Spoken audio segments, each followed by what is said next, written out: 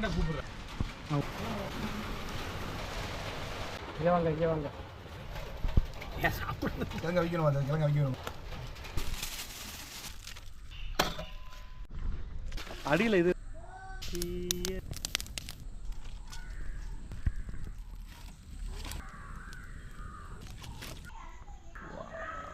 பெரிய கத்திரிக்கை விட்ருக்கான். அப்படி கவுத்துங்க அவ்வளோதான். சூடாக இருக்கா? வெந்திருக்கா? இருக்க பசிக்கு எது கொடுத்தாலும் அமிர்த மாதிரி தான். A few moments later. இது உங்களுக்கு பிடிக்குமா? முள்ளு மச்சி